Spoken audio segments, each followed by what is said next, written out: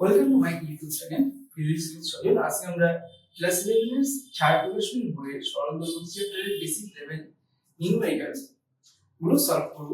তো আমাদের ফার্স্ট কোশ্চেনটা হচ্ছে, একটি সরল দৈর্ঘ্য যুক্ত কণার বিস্তার 10 সেন্টিমিটার সাম্যাবস্থান থেকে 3 সেন্টিমিটার দূরে কণাটির ত্বরণ 12 সেন্টিমিটার পার সেকেন্ড স্কয়ার হলে সাম্যাবস্থান থেকে 8 সেন্টিমিটার দূরে ওর গতিবেগ কত হবে? তো ফার্স্ট আমরা কোশ্চেনের যে ইনফরমেশন গুলো বলা আছে সেগুলো লিখে নেব। তো এখানে আমাদের এর বিস্তার বলা আছে সরল দৈর্ঘ্য 10 সেন্টিমিটার, আর বলা আছে ও যখন সাম্যাবস্থান থেকে 3 সেন্টিমিটার দূরে, অর্থাৎ x যখন আমাদের 3 সেন্টিমিটার হয় তখন ওর ত্বরণ হয়, মানে a ইকুয়াল টু আমাদের 12 সেন্টিমিটার পার সেকেন্ড স্কয়ার। এটা হয়। তাহলে আমাদের বের করতে হবে যে ও সাম্যাবস্থান থেকে, অর্থাৎ x ইকুয়াল যখন 8 সেন্টিমিটার হবে তখন ওর গতিবেগ অর্থাৎ v কত হবে। তো আমরা এই v এর রাশিমালা এটা জানি, a into root over a না omega into root over a square minus x square হয়। এখন আমাদের কোশ্চেনে x টা বলা আছে আর ওমেগাটা আমাদের বের করতে হবে। এই যে কন্ডিশনটা দেওয়া আছে x ইকুয়াল টু 3 তে আমাদের a ইকুয়াল টু 12 হচ্ছে এখানে। তো আমরা ফার্স্টে এটা কাজে লাগিয়ে আমরা ওমেগাটা বের করব। তো আমাদের a এর রাশিমালা আমরা জানি, ত্বরণের রাশিমালা a equal two omega square x হয়। এখন আমাদের a বলা আছে 12, এটা ওমেগা স্কয়ার, আর x আমাদের 3 বলেছে, তাহলে কেটে গেলে 4 হলো। তাহলে ওমেগা স্কয়ার ইকুয়াল টু 4 পেলাম, তাহলে ওমেগা ইকুয়াল টু হচ্ছে 2।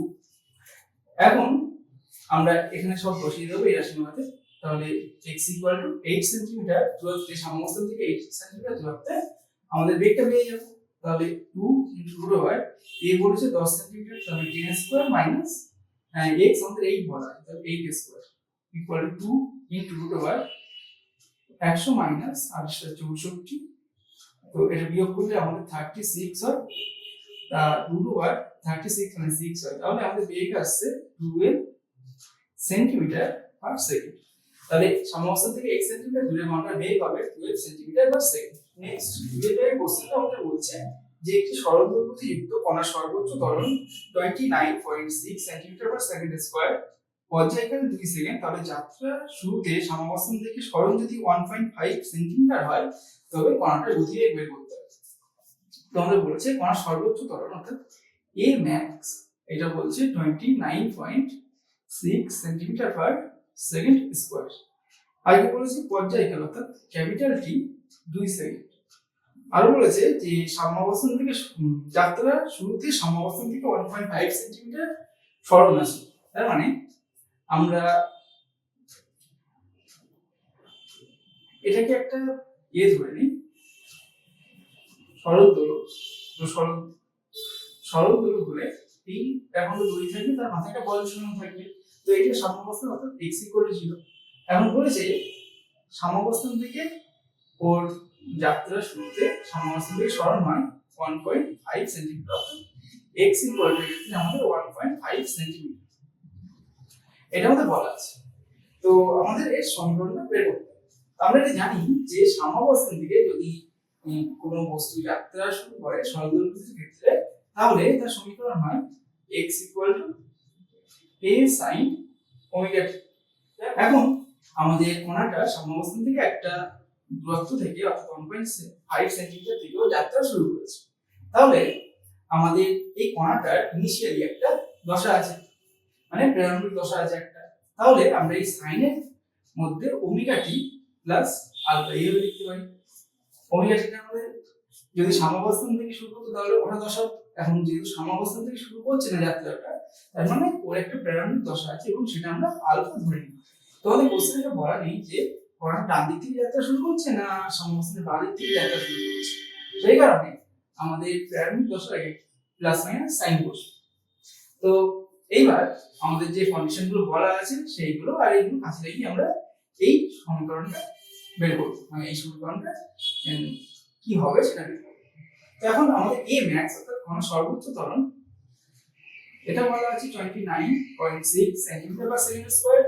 আবার a এর ম্যাক্সিমাম ভ্যালু, ত্বরণের ম্যাক্সিমাম ভ্যালু হয় ওমেগা স্কয়ার ইনটু a।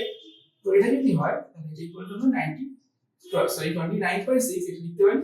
এখন টি আমাদের 2 সেকেন্ড পড়েছে, তাহলে ওমেগা আমরা বের করে নিতে পারবো। ওমেগা ইকুয়াল টু হয় 2 পাই বাই টি, তাহলে 2 পাই বাই 2 2 কেটে গেল, তাহলে পাই হয়ে গেল আমাদের ওমেগা। তো এখানে আমরা পাই স্কয়ার দিলাম ইনটু a ইকুয়াল টু 29.6 আসলো, তাহলে a equal to 29.6 by pi square. তো পাই স্কয়ার ভ্যালুটা অ্যাপ্রক্সিমেটলি আমাদের 9.8 হবে। তো এটাকে অ্যাপ্রক্সিমেটলি আমরা 29.6 বাই 9.8, তো এটা কাটাকুটি করলে দেখবে মোটামুটি 3 আসছে। তো এটাকে আমরা অ্যাপ্রক্সিমেটলি 3 বলছি। তার মানে আমরা a এর মানটা পেয়ে গেছি, ওমেগার মানটা পেয়ে গেছি, এবার আলফার মানটা আমাদের বের করতে হবে। তো আমাদের এই কন্ডিশনটা বলা আছে t ইকুয়াল টু 0, অর্থাৎ যখন ওই যাত্রা শুরু হচ্ছে সেটার সময়টাকে আমরা t ইকুয়াল টু 0 ধরছি। তাহলে t ইকুয়াল টু 0 তে আমাদের বলছে x ইকুয়াল টু 1.5 সেন্টিমিটার। তাহলে এই সমীকরণে যদি আমরা বসিয়ে দেই তাহলে 1.5 ইকুয়াল টু আসছে a, এর মান হলো 3, যেটা 3 সেন্টিমিটার হবে। 3 হলো, আর sin ওমেগা পেলাম আমরা পাই, তাহলে পাই d। আচ্ছা t এর মান আমাদের কত? t এর মান আমাদের 0, তার মানে pi into 0 plus minus alpha, এটা বসে গেল।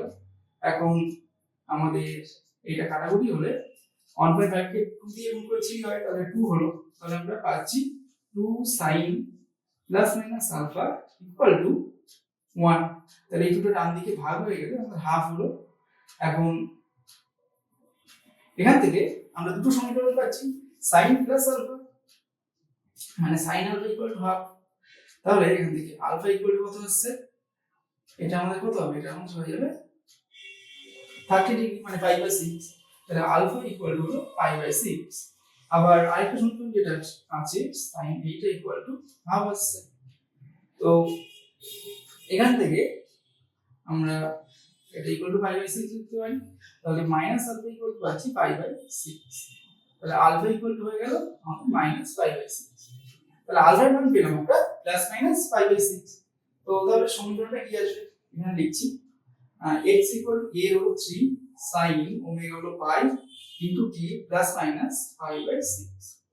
এটা আমাদের সরলদৈর্ঘ্য সমীকরণটা হবে। নেক্সট 3 এর কোশ্চেনটা বলছে যে কোন সরলদৈর্ঘ্যের বিস্তার a ইকুয়াল টু 7 সেন্টিমিটার, পর্যায়কাল t ইকুয়াল টু 2 সেকেন্ড ও প্রারম্ভিক দশা আলফা ইকুয়াল টু 30 ডিগ্রি হলে এক্ষেত্রে সরলদৈর্ঘ্যের সমীকরণ প্রতিষ্ঠা করো।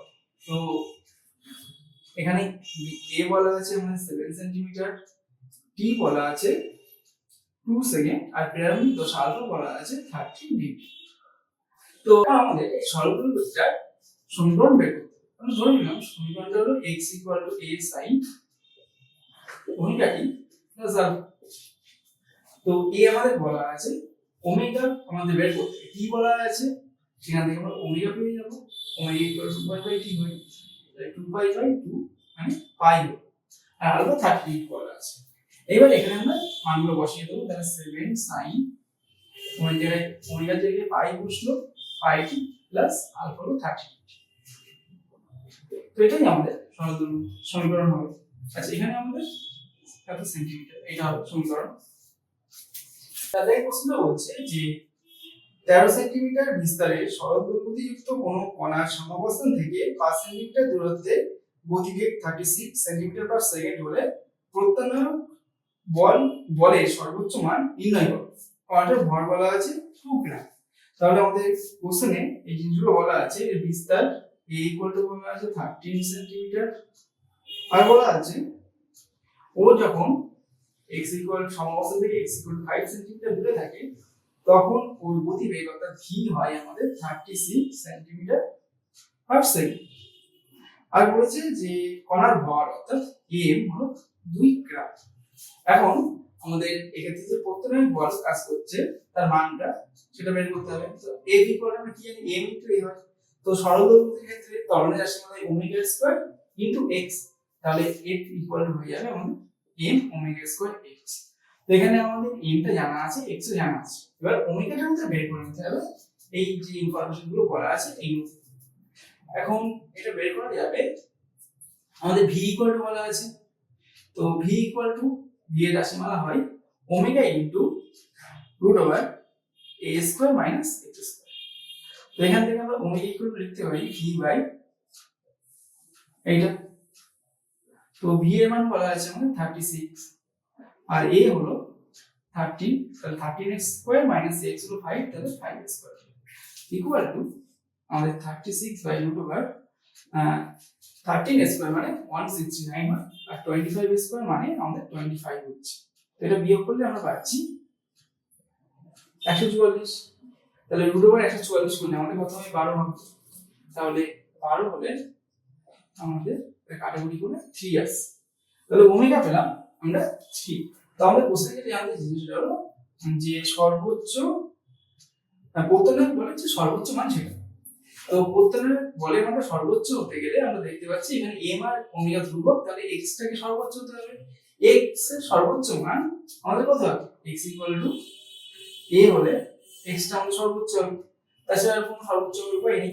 তাহলে a এটা ম্যাক্সিমাম হবে তখনই যখন আমাদের x টা a এর সাথে অর্থাৎ b এর সাথে সমান হবে, তাহলে m ওমেগা স্কয়ার a হয়ে যাবে।